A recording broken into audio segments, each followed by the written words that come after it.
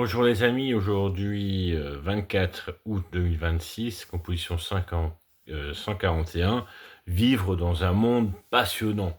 Alors dans notre série des grandes inspirations de l'humanité, on est là à réfléchir euh, comme si on habitait dans un monde passionnant.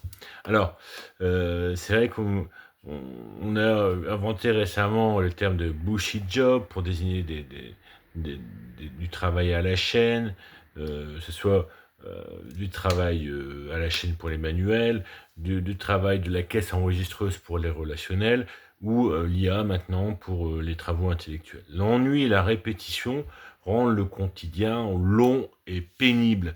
La vie perd de son goût, les rencontres deviennent fades. De là, on aspire à vivre dans un monde passionnant. C'est le thème de notre composition du jour. C'est parti, on y va. Alors, thèse, antithèse, synthèse. On commence par la thèse. Vivre dans un monde passionnant. D'abord, on connaît tous cette exaltation, cet enthousiasme ou cette aisance. C'est un état intérieur agréable en soi, une belle expérience. C'est notre premier argument. Ensuite, et je tiens à le dire que certains vivent ça régulièrement, hein, pour ceux qui sont dans des bullshit jobs, il y a des gens qui sont heureux dans leur boulot, ça existe, voyez autour de vous, mais c'est pas si rare que ça. Alors ensuite, deuxième argument, c'est difficile à admettre, mais quand on perçoit l'utilité de notre travail, si ça a du sens pour nous, eh ben, dans ce cas, c'est beaucoup plus facile d'endurer les difficultés, de développer des bonnes habitudes en faisant les entraînements nécessaires. Voilà, c'est quelque chose, par exemple, taper avec les 10 doigts sur un clavier. C'est un moment où il faut s'y mettre, faut passer 6 mois à prendre l'habitude en fait de faire ça. On prend ce temps-là que si on a une vision à long terme. Sinon, on est toujours à taper avec nos deux doigts. Là, il faut vite, vite, vite, vite, vite parce que on n'a pas le temps en fait de passer de désarticuler nos doigts, désynchroniser nos mains, et ça, voilà, c'est un exemple. Donc quand on a du sens dans notre travail, on persévère naturellement. Je pense qu'on est d'accord. Enfin, le dernier argument, il y a une forme d'admiration, de fascination, de contemplation quand on se sent dans un milieu, dans un cadre, dans un décor qui nous valorise. Si on se soit, et certains c'est la campagne, pour d'autres ce sont les vitrines rutilantes des galeries marchandes, pour le troisième c'est les tours de bureaux flambant neuves. Le tout c'est d'avoir de l'estime. On peut aussi imaginer quelqu'un qui va se retrouver dans un garage avec de belles voitures ou au contraire de vieilles voitures et se sentir valorisé par ces pièces d'histoire, comme il peut les appeler. Alors, il nous fait ces lieux-là nous réchauffent le cœur, nous fait aller de l'avant.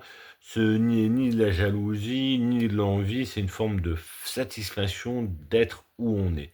C'est un peu, je vous donne un peu le résultat de notre composition. Mais bon, on passe à l'antithèse, on va quand même développer, hein, c'est pas que ça. Alors, l'antithèse, on va d'abord avoir un effet, euh, et on aura d'abord un effet, justement, il y a un système de collectif assez banal, c'est la compétition. À un moment, être excellent ne suffit plus. Il faut tout donner. Gagner à 100 mètres en athlétisme, c'est professionnel maintenant. Ce n'est plus le pompier de service qui s'entraîne le dimanche, c'est fini ça. Dès lors, beaucoup considèrent la pénibilité comme nécessaire à la réussite. Ensuite, il y a l'anti-jeu. Certains pour ne pas donnent, certains pour éliminer leur adversaire, donnent de fausses pistes, des conseils truqués. Si vos concurrents croient que c'est super difficile ce que vous faites, alors vous serez moins gêné par la suite. C'est la peau de banane dans Mario Kart. La galère de votre adversaire peut vous faire gagner.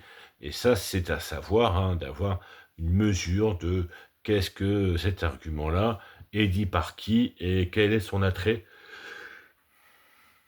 l'avantage que cette personne a à dire cela. Enfin, il y a un argument de l'aliénation de masse.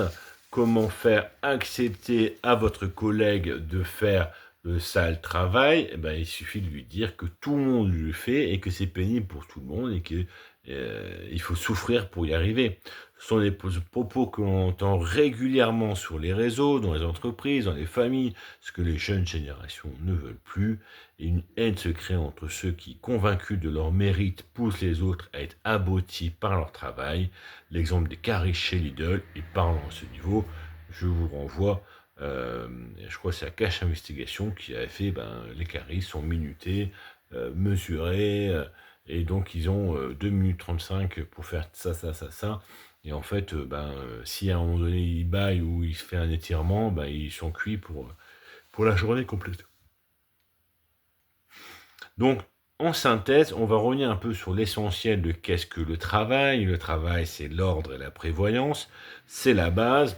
Ranger sa chambre ou cueillir des feuilles de tilleul pour les boire, c'est du travail, hein. On va boire ce tilleul, on va apprécier le rangement de sa chambre. De plus, la relation pénibilité, reconnaissance et richesse est fausse, on le sait bien. La prostituée, le dealer de coke ou le spéculateur gagnent beaucoup plus qu'un éboueur ou une infirmière.